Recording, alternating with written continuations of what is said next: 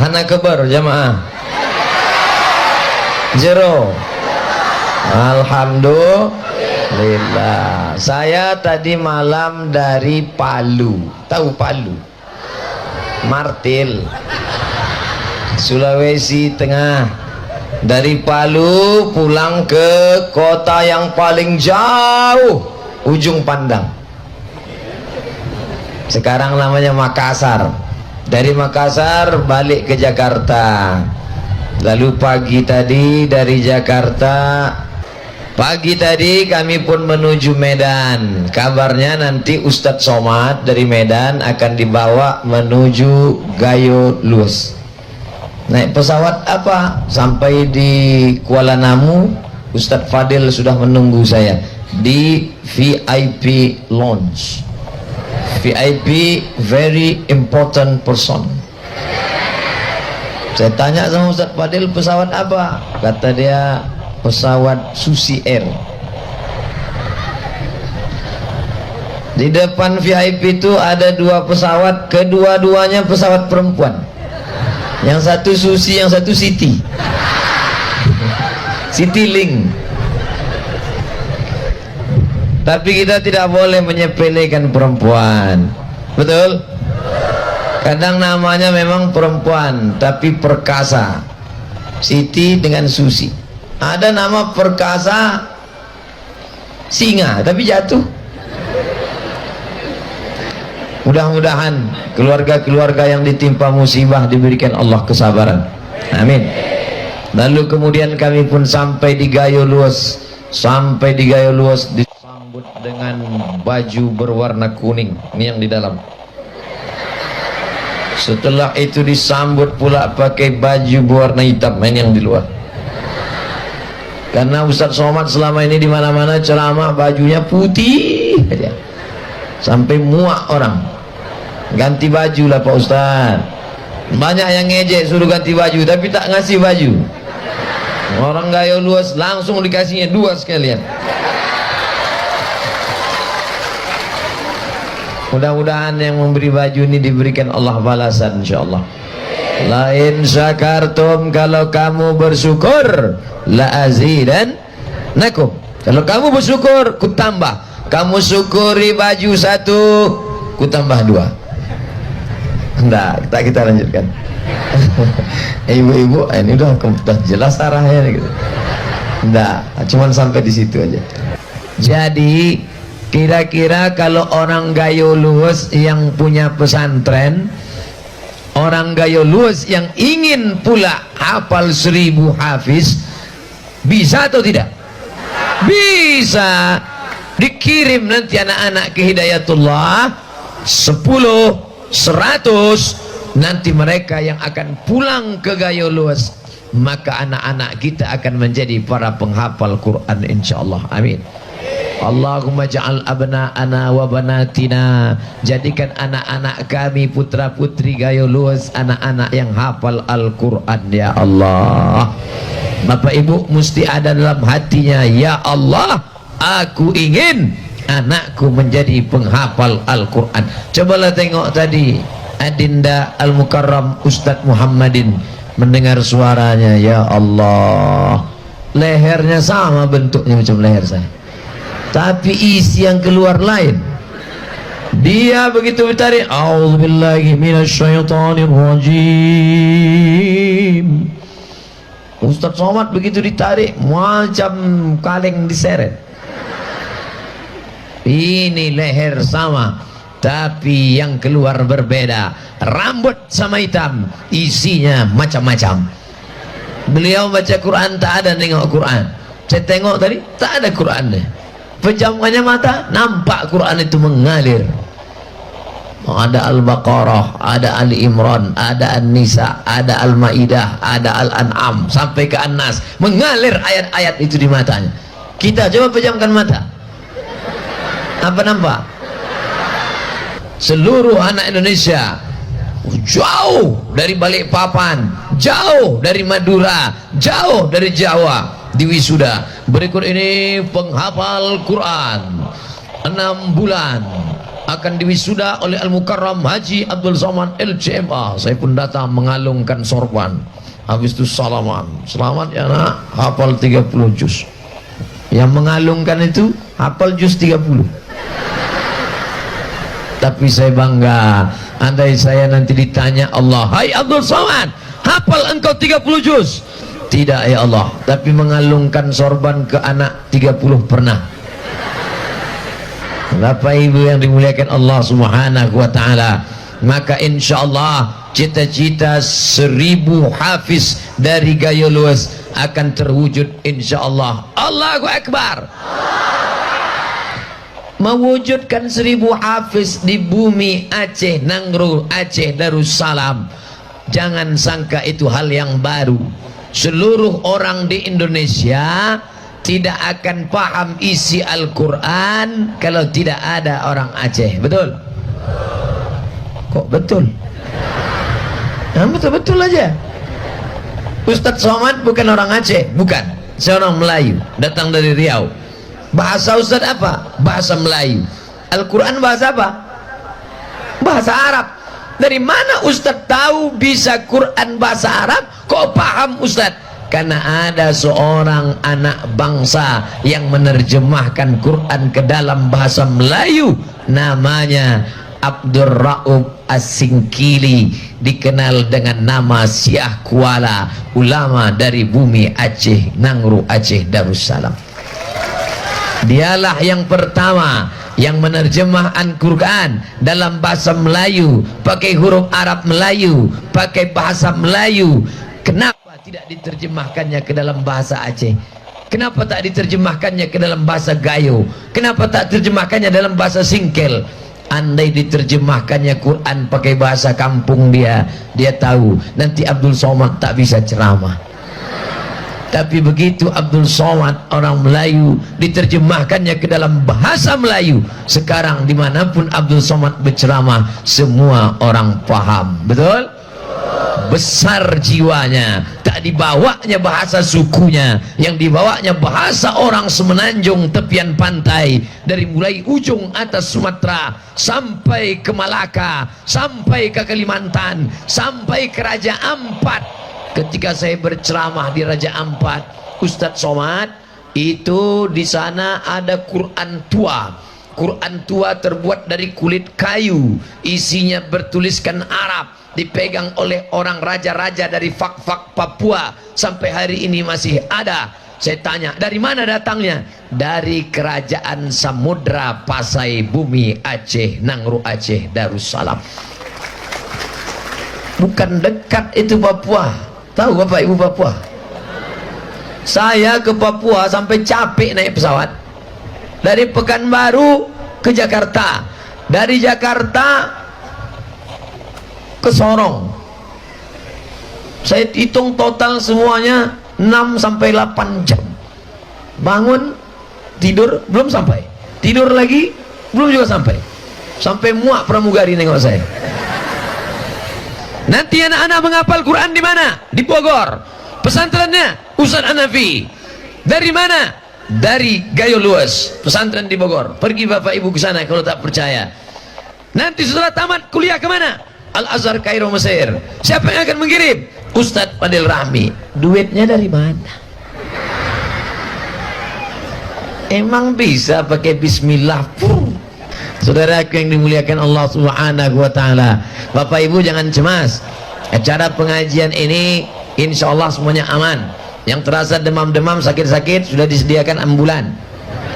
Puskesmas berjalan. Terasa haus, bukakan aja mulut, pemadam sudah siap. Posko patroli sampah Dinas Lingkungan Hidup Kabupaten Gayo Luas. Artinya nanti selesai acara jangan tinggalkan bukan berarti ada patroli sampah, buang aja sampah, buang. Bukan. Datang tadi dalam keadaan bersih, baliknya pun nanti lapangan ini dalam keadaan bersih. Tunjukkan Islam agama yang suci. Saya ini tisu, nanti pulang saya kantongi. Tak boleh buang sampah sembarangan. Kita jaga kesucian, kebersihan Islam. Kalau ceramah sudah disampaikan, ayatnya sudah dibacakan oleh Ustadz Muhammadin, Innal mubazzirina kanu ikhwana syayatin. Orang yang mubazir saudara setan. Siapa yang mubazir? Saudara setan. Sudah pengajian tapi tetap kotor, membuang sampah, itu saudara setan. Maka setiap kali dia baca auzubillahi minasyaiton, setan tak mau lari. Auzubillahi minasyaiton, aku tak mau lari, kata setan. Kenapa kau tak lari? Kita kan saudara. Sesama saudara dilarang saling mengusir. Masya Allah, tablik akbar petang ini. Habis lalat satu, naik paling besar. Banyak betul duit orang gayo luas. Patutlah cita-citanya 1000 hafiz. Rupanya duitnya banyak, mau mengirim anak-anaknya ke Bogor. Dan ternyata pesantren Ustadz Hanif di Bogor itu gratis. Ustadz kok tahu? Saya dari sana.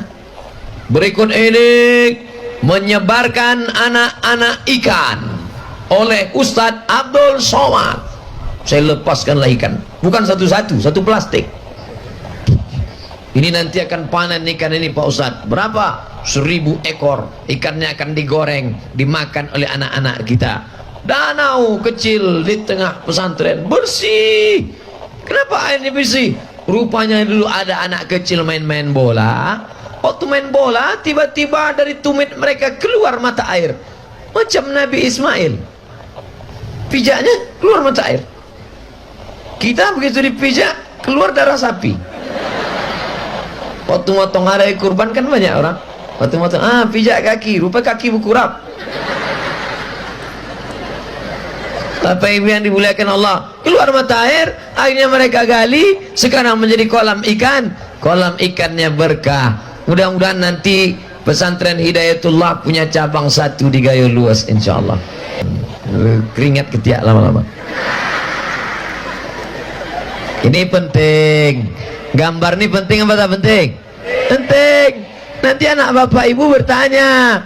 Makanya gambar nanti, tolong adik saudaraku yang punya drone, gambar itu nanti kalian share, dicetak sebesar pintu. Iya, tempel di kamar, buat di situ tablik akbar. Nanti cucu ibu bertanya, nek, ini gambar apa? Itulah gambar dulu tablik akbar di Gayo Luas. Siapa penceramahnya? Ustadz Somad. Mana dia sekarang? Udah mati, udah. Tapi cucu-cucu tadi para penghafal Al-Quran. Mau cucunya menjadi para penghafal Quran? Kirim ke Hidayatullah Bogor, kirim ke Al-Azhar Kairo. Nanti pulang dia akan menjadi penyuluh di tengah gelapnya malam. Dia yang akan membisikkan ke telinga kita waktu kita sakit di ruang ICU. Tahu ICU? ICU artinya ICU, you don't see me. Aku menengok kau, kau tak bisa nengok aku. Karena mata terpejam sudah mau mampus. Itu kota apa, Bu? Indonesia bersama Palu, Sigi, Donggala. Itulah tempat saya kemarin. Itulah tempat saya kemarin, Palu, Sigi, Donggala. Jadi rupanya mengadulah orang itu ke saya, Ustadz Somad, dalam rangka hari ulang tahun diundanglah artis pakai tank top, pakai baju tipis, meniup saksofon ramai-ramai. Anak-anak SD disuruh. Inilah akibat pemimpin tak suka kepada pengajian. Akhirnya anak-anak menjadi korban. Saya melihat dengan mata kepala sendiri, Ustadz Somad, tanah itu turun 10 meter. Tanah turun ke bawah 10 meter. Lalu kemudian rata dengan tanah. Rata, tak ada pokok kayu, tak ada, batang-batang kelapa saja tinggal, rumah-rumah rata sejauh 40 hektar rata semua. Lalu di atas itu ada bendera-bendera macam ini juga, bendera-bendera. Saya tanya, itu bendera itu apa? Itu bendera Ustaz, di bawahnya ada jenazah yang belum diangkat. Lama kami tertegak, meleleh air mata. Ini semua musibah. malang tak dapat ditolak, untung tak dapat diraih. Maka kita jaga supaya Allah Ta'ala menjaga negeri kita ini dengan mewujudkan cita-cita 1000 hafiz dari Gayo Luas akan menyebabkan jauh daripada malapetaka, bencana dan musibah, insyaallah. Amin. Tapi memasukkan anak ke pesantren ini bukan senang, Bu. Betul? Ustadz kalau cerita kenapa ibu? Karena yang mengandung anak ibu apa bapak? Ibu. 9 bulan 10 hari. Yang menyusukannya setelah lahir ibu apa bapak? Ibu. 2 tahun menyusukan. Yang melahirkannya meregang nyawa ibu apa bapak? Ibu. Bapak itu cuma datang sekali-sekali aja. Oleh sebab itu maka saya katakan, Bu, izinkah engkau anakmu masuk pesantren menghafal Quran? Jangan ada dusta di antara kita. Nah, cuman ada satu yang tak enak. Apa yang tak enak selama Ustaz di sini? Waktu makan tadi, Pak Bupati tak makan. Saya tengok di depan udah 2 bungkus nasi. Wah, mantap ini. Begitu pas saya makan, saya tengok Pak Bupati tak makan. Rupanya puasa sunat. Sementara selama ini saya yang selalu ngajak ceramah kan, mari puasa sunat. Nabi SAW ditanya, ya Rasulullah, mengapa engkau puasa Senin? Nabi menjawab, zaka yauma wulidtu, hari Senin aku lahir, wa yauma bu'istu, hari Senin aku dibangkitkan, wa yauma unzalu alayya, hari Senin wahyu diturunkan padaku. Kenapa engkau puasa hari Kamis? Turfa'u fihil a'mal, segala catatan amal diangkat hari Kamis. Wa uhibbu an yurfa'a amali wa ana shaim, aku suka, aku ingin, aku cinta kalau amalku diangkat aku sedang dalam berkeadaan berpuasa. Puasa Senin, puasa Kamis, puasa Senin, puasa Kamis. Ustaz puasa? Enggak.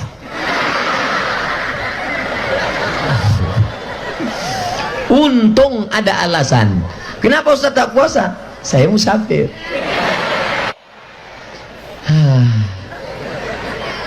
Ustaz makannya cuma satu aja, kata Pak. Wah, Ustaz makannya cuma satu. Ya, saya makan cuma satu. Padahal dikasih nasi itu 2. Enak pula nasi. Ternyata nasi pakai daun tuh. Enak. Ada daging pakai bawang, ada ikan mas, ada. Cuman itulah Pak Bupati tak makan, kita tak enak. Kalau orang ngaji, maka tidak peduli tuan rumah itu puasa atau tidak, tamu jangan tersinggung. Saya tuan rumah, saya tak makan, tiba-tiba datang tamu, maka saya katakan, tamu silakan makan, aku sedang puasa. Kalau orang ngajinya sama, ustadznya sama, tak perlu tersinggung. Begitu juga kalau saya tuan rumah, tiba-tiba datang tamu, ayo makan, mohon maaf Pak Ustadz, saya puasa, tak perlu tersinggung, karena masing-masing sedang mengamalkan ajaran Nabi Muhammad sallallahu alaihi. Saya tuan rumah, tiba-tiba tamu saya suruh, tamu silakan minum. Saya enggak minum Pak Ustadz. Bagus, tak habis teh manisku. Begitu juga saya tamu, tiba-tiba tuan rumah tak makan. Bapak tak makan? Tidak Pak Ustadz. Bagus, banyak dapat kepala ikan. Jadi jangan tersinggung gara-gara ini. Aku tak mau lagi datang ke Gayo Luas. Kenapa? Bupatinya tak hormat. Masa kita tamu tak dihormati? Menghormati tamu bukan dengan cara makan. Kalau kau sedang puasa, puasa saja. Bayangkan dulu bagaimana Ustadz Somad dari Riau naik pesawat, sekarang dari Riau itu ke Medan 1 jam naik pesawat. Ustadz dulu waktu sekolah di Medan naik pesawat? Enggak, naik SDH, si Pirok dulu oleh. Pesawat itu pun sudah tak ada lagi di atas. Mobil SDH itu sudah tak ada lagi di atas muka bumi. Sudah musnah, sama macam dinosaurus. Tak ada lagi. Ustadz Fadel datang dari Aceh, diantar orang tua ke Darul Arafah. Medan di tengah, Aceh di atas, Riau di bawah. Saya dari Riau, Ustadz Fadel dari Medan, Ustadz Fadel dari Aceh. Berjumpa kami di Medan, sama-sama ditinggalkan orang tua, meleleh air mata menangis di pesantren. Tengok kanan orang lain, tengok kiri orang lain, tengok muka orang Aceh, tengok belakang orang Medan. Apa kau tengok? Tinggalkan anak di pesantren, kasih tahu sama anak, nak, mak tinggalkan kau di sini bukan karena mak tak sayang, supaya kau jadi orang. Andai Ustadz Somad dulu tak ditinggalkan pesantren, mungkin udah jadi hantu sekarang. Saya ini bukan baik dulu, bandel. Beda saya dengan Ustadz Fadil 6 tahun di pesantren tamat, saya cuma setahun aja. Makanya malu saya. Tadi kumpul dengan abang-abang alumni Darul Arafah. Berikut ini mari kita dengarkan kata sambutan dari Ustadz Abdul Somad bersama para alumni Darul Arafah. Segan saya, takutnya nanya taman apa tidak, enggak enak kita jawab. Makanya saya bukakan di sini. Pernah dulu pesantren? Pernah. Di mana? Darul Arafah. Berapa tahun? Ustadz Fadil 6 tahun tamat. Kau tamat? Setahun aja. Lari berarti ya? Enggak, studi banding. Ya.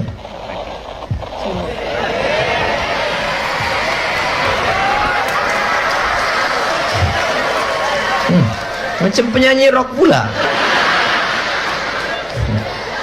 Ini orang gaya luas nampaknya mau membuat suasana baru. Dikasihnya baju RX King, topinya hitam, tinggal naik motor aja balik nanti. Tulis di depan Grab, ojek.